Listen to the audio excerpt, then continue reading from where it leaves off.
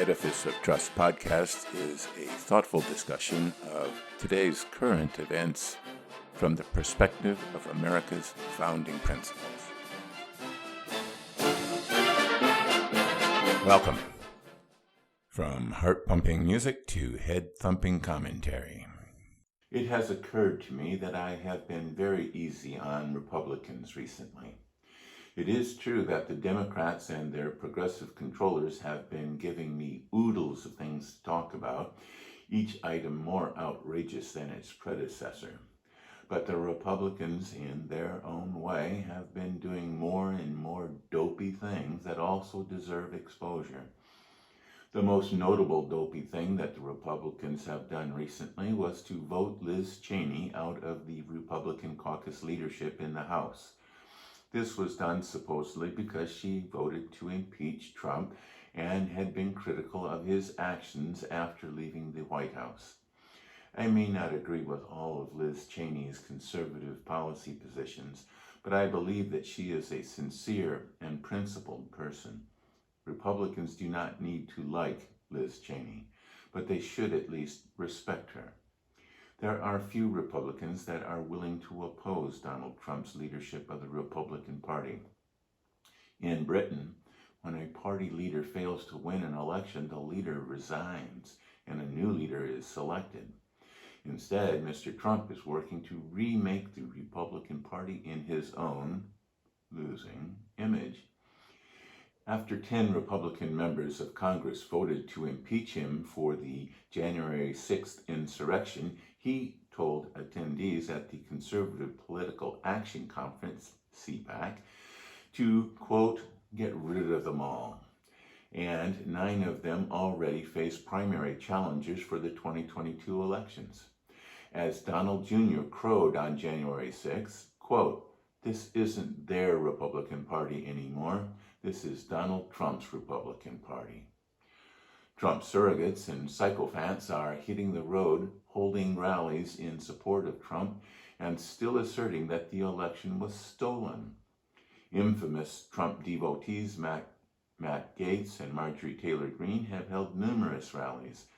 A Patriot Roundup held in Dallas on Memorial Day featured Michael Flynn, Trump's DIA director, briefly, and Sidney Powell, Trump's lawyer, where Flynn helped auction off a QAnon quilt and other far-right paraphernalia. At a North Carolina Republican convention, Mr. Trump continued to denounce the 2020 elections as a hoax and called it the crime of the century. A majority of the Republicans still believe the election was fraudulent and that Joe Biden's presidency is illegitimate. A recent CBS News poll discovered that 66% of Republicans believe that Republicans should be loyal to Trump. Mr. Trump is hoping that an audit of the ballots from Maricopa County in Arizona will provide evidence of a fraudulent election and will overturn that state's election results in his favor. And now there is even reports that Donald Trump believes that he will be reinstated as president sometime in August, as a result of these ballot audits combined with some action to be taken by a supposedly loyal Supreme Court. Longtime Republican elected officials are retiring in droves. 5 senators have already announced their retirement. A quarter of all Republican Senate seats up for election in 2022. Trump will try to push his sycophants into those seats, or perhaps some of his offspring. A truly chilling editorial by Fox News columnist David Marcus trumpets the rise of the new right and asserts that the Trump presidency has irrevocably changed the American conservative movement. He denigrates Senate Majority Leader Mitch McConnell, Senator Mitt Romney, and Representative Liz Cheney as part of the old guard that wants to turn back the clock and restore the old Republican Party of 25 years ago. He goes on to say, quote, there is no turning back. and that the American conservative movement is now a populist nationalist party. But this is really scary stuff. America was founded on principles, not populism or nationalism, and we owe loyalty to those principles and to the Constitution based on those principles, not to a person, especially a populist narcissist who has more in common with Juan Perón or Benito Mussolini than with George Washington. It was George Washington that established the peaceful transition of power by retiring in 1796, and it was Donald Trump that tried to break that tradition. Ponder that while you listen to a brief message. My latest book, The People's God, Ruminations about God, Religion, and the Future of Western Civilization, has just been published. The book traces the origins of religion and how religions have affected civilizations throughout history. It looks at the increasing secularization in Western countries and analyzes whether a just and moral society can survive without religion. Now available at Amazon, Barnes & Noble, and Apple Books. You can find the links to these retailers on my website, www.edificeoftrust.com. Thank you. Welcome back. Republicans have a good chance to take back the Senate and maybe even the House of Representatives in the 2022 elections. There is only one thing that can stop them from making major gains in the off-year election: Donald Trump. The American people are not very happy with the leftward lurch of the Biden administration. A recent Rasmussen poll shows his approval rate at only 50%, against a disapproval of 49%. Other polls show him somewhat higher, but not by that much.